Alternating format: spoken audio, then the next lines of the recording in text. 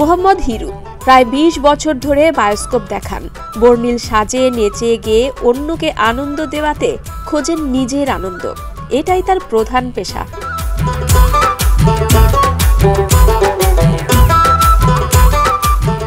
বাংলার হারিয়ে যাওয়া ঐতিহ্য বায়োস্কোপ। খঞ্জনি হাতে গানের তালে তালে কাঠের বাক্সের ভেতরের ছবি পাল্টে দেন হিরু, আর তা দেখে গল্পের জগতে হারিয়ে যায় শিশুরা।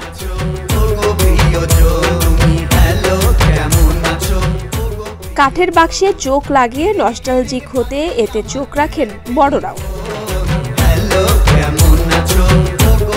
বায়োস্কোপ আগের যুগে, আগে তো সিনেমা ছিল না, কোনো ওই টেলিভিশনও ছিল না, এডি দেওয়া মানুষ গ্রাম অঞ্চলে দেখছে, সারাদিন কাজ করতে, বিকেলবেলা অত হাটে বাজারে দেখছে।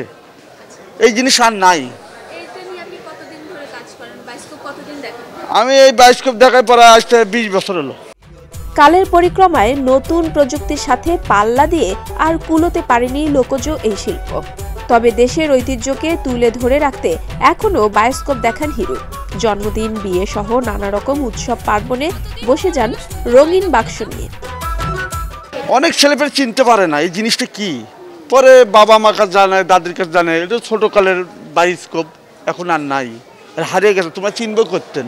এটা মানুষ এখন কোনো চাহিদা পূরণ করতে পারে না। টাচ মোবাইল আছে, টেলিভিশন আছে, বেতার কেন্দ্র আছে, এই জন্য এরপর আর কোনো মানুষ চিনতে পারে না এই জিনিসটা কি। বাচ্চারা সময়ের সাথে বদলেছে বায়োস্কোপের গল্পের ধরনও।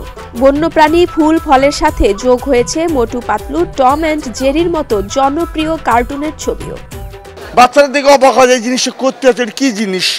সেখান পরে তার বাবা মা বলে অথবা তার ওই দাদা বলে, না এটা আগের দিনে বায়োস্কোপ, আমরা ছোটকালে দেখছি, গ্রামগঞ্জ দেখছি, মেলায় টেলায়।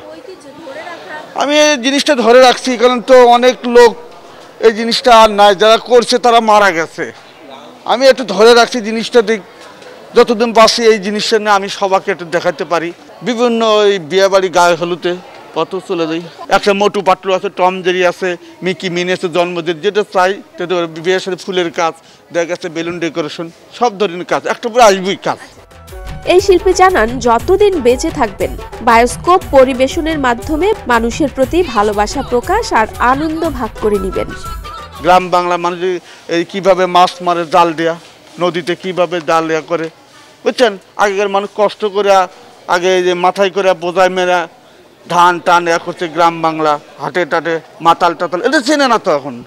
কষ্ট জিনিস আগে জিনিস ছিল, আগে ছিল ৮০% সোনের ঘর ছিল, ৮০% সোনের ঘর ছিল স্বাধীনতার সময়। ওই জিনিসটা তো এখনকে পোলাপান চেনে, সোনের ঘর কি জিনিস। হ্যাঁ, দেখে, মানুষ দেখে। হৈমন্তী শুক্লা, প্রতিদিনের বাংলাদেশ।